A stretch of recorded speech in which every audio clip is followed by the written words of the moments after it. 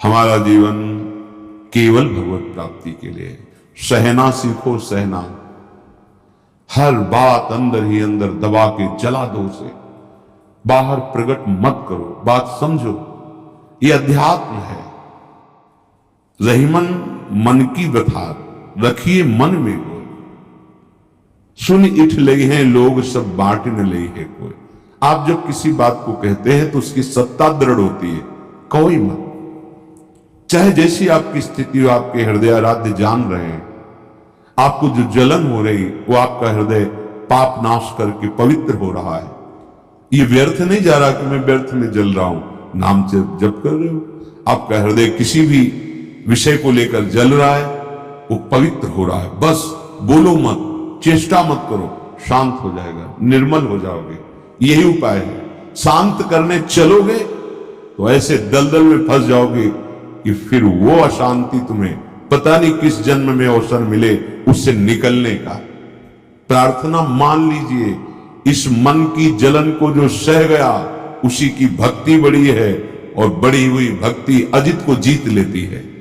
सहत सहत बाढ़े भगति गृह तन गुरुहित गार। अपना सर्वस्व गुरुदेव भगवान के चरणों में अर्पित करके उनकी आज्ञा के अनुसार चल रहे, बस प्रभु दूर नहीं है। समर्पण का भाव, अहम समर्पण में सर्वस्व समर्पण हो जाता है। जिसका भगवत कृपा से ये निश्चय हो गया है बुद्धि में कि अब इस जन्म में मुझे भगवत प्राप्ति करनी है, जिसका मन निरंतर प्रभु के भजन के लिए, मनन के लिए व्याकुल रहता है, वो हृदय में ही भगवत साक्षात्कार कर लेता है। ध्यान दीजिए, कहीं ढूंढने की, भागने की जरूरत नहीं है। जिसकी बुद्धि में ये निश्चय हो गया है किसी जन्म में भगवत साक्षात्कार करना है, फिर कुछ नहीं सुहाता। जब ये लगन लगती है ना, बहुत दम है इस लगन में, बहुत बड़ी सामर्थ्य है। भूख प्यास, गर्मी सर्दी, मान अपमान, अव्यवस्था, कोई भी उसके हृदय में अपना प्रभाव नहीं डाल पाती। बस एक ही लगन, जो शास्त्र में लिखा उसको देखना चाहता हूं, उसका अनुभव करना चाहता हूं। किसी से बात करना, मिलना कुछ अच्छा नहीं, बस एक आवेश चढ़ा रहता है। नहीं, बस मुझे ये केवल लिखा पढ़ी की बात नहीं, मुझे अनुभव करना है। वो है क्या, मुझे अनुभव करना है। वो एक लगन लगती है। लगन लगन सब कोई कहे, लगन कहावे सुन जा लगन में तन मन डारे। न तन की शुद्धि है, न मन भोगों का संकल्प करता है, वह एक लक्ष्य बना। कैसे भगवत साक्षात्कार को? नहीं खान पान ते भावे है, नहीं कोमल वसन सुहावे है, सब विषय लगे ते खारा है, हरि आशिक का मगना। वर्षों सर्दी में कंबल प्राप्त होने पर भी नहीं ओढ़े, गंगा किनारे यहां तो है। नहीं, मुझे नींद पर विजय प्राप्त करनी, मुझे निरंतर भजन करना, मुझे भगवत प्राप्ति करनी। कुछ नहीं, जिसके लिए निकले उसके कई कई दिन भोजन न मिलने पर भी एक उत्साह, एक बल। ऐसा कभी नहीं कि निराश हो गए, हताश हो गए, ऐसे बैठे हैं मरे हुए से, ऐसा नहीं। एक नवीन उत्साह रहता। लक्ष्य में बहुत बड़ी सामर्थ्य है। फिर ध्यान से सुनो, उस परमात्मा का स्वरूप अतुलनीय है, अनुपम है। वो चर्म चक्षुओं से नहीं देखा जा सकता। तो कैसे अनुभव आएगा? जिसकी बुद्धि ने निश्चय कर लिया है मुझे भगवत प्राप्ति करनी है इसी जन्म में, और जिसका मन निरंतर व्याकुल है भगवत दर्शन के लिए, भगवत चिंतन के लिए, वो हृदय में ही भगवत साक्षात्कार कर लेता है। ये बड़े महापुरुषों के वचन हैं, बहुत से महापुरुषों के अनुभव है। वो अपने अविनाशी अमर स्वरूप में स्थित हो जाता है, जहां मृत्यु का स्पर्श भी नहीं है। भक्तजन उसी भगवान का साक्षात्कार करते हैं। जैसे शहद की मक्खी आधे मास तक शहद का संग्रह करती है, फिर वो उसका पान करती है, उसी प्रकार इस जगत में भ्रमणशील ये संसारी जीव पूर्व जन्म के किए हुए संचित कर्मों से कुछ प्रारब्ध भोग लेकर इस शरीर धारण करता है, भोगता है, फिर नए कर्म करता है। बस ऐसे ही 15 दिन वो शहद एकत्रित करती, 15 दिन में वो पान करती। जन्म जन्मांतर यही क्रम चल रहा है। इस संचित कर्म को भस्म करने की सामर्थ्य जिसमें है उसे भगवान कहते हैं।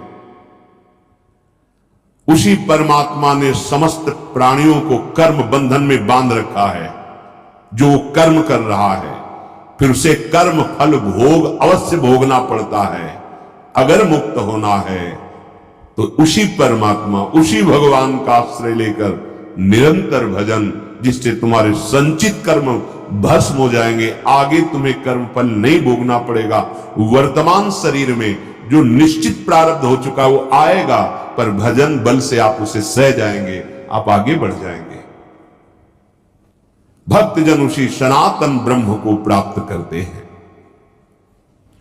जो पूर्ण परमेश्वर अपनी पूर्णता से ही पूर्ण विश्व का विस्तार करता है, उसी पूर्ण की सत्ता से ये स्फुरित होता है, उसी पूर्ण की सत्ता में प्राणी चेष्टा युक्त है और उसी पूर्ण में ये सब लय हो जाता है।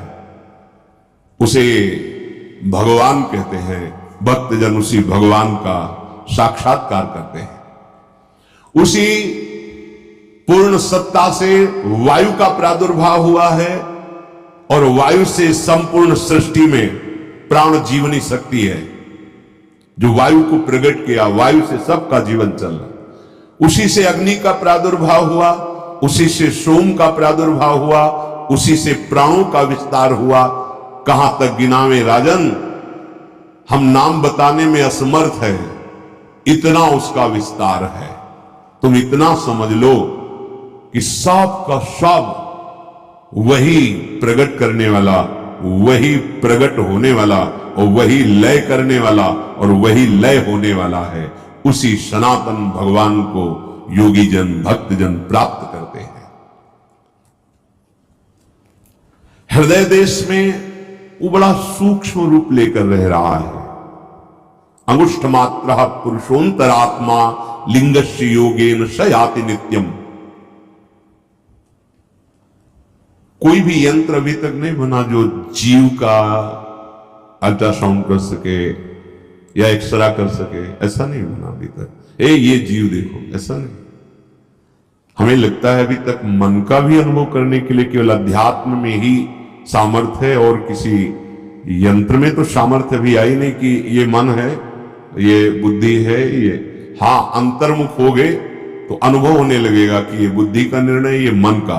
वो विवेक के द्वारा कोई पार्थिव यंत्र की सामर्थ्य इसमें, फिर वो भगवत स्वरूप जो आत्म स्वरूप है उसका तो बिना ज्ञान के अनुभव भी कैसे सकता है।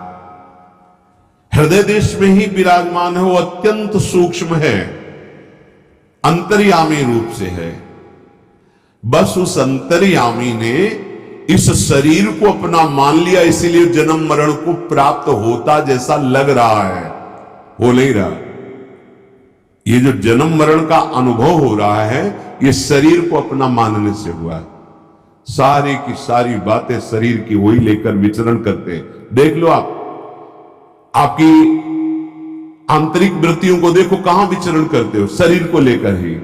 शरीर का अनुकूल हुआ तो रागात्मक चिंतन, शरीर के प्रतिकूल हुआ तो द्वेषात्मक चिंतन। ये स्थूल शरीर, सूक्ष्म शरीर, कारण शरीर, इन्हीं शरीरों को लेकर आप विचरण करते हैं। इसीलिए बार बार तुम जन्म और मृत्यु को प्राप्त होते हो। यद्यपि आप अविनाशी हैं, आपका कभी मरण हो ही नहीं सकता, पर आप भूल गए और शरीर, मरण धर्मा शरीर को अपना मानने के कारण बार बार जन्म मरण को प्राप्त हो रहे हैं। जो सबका शासक है, एक वही स्तुति के योग्य है, जो सर्व सामर्थ्यशाली है, जो सबका आदि कारण है, जो सर्वत्र विराजमान है, उसे देहाभिमानी जीव नहीं देख सकता। उसी का भक्तजन साक्षात्कार करते हैं।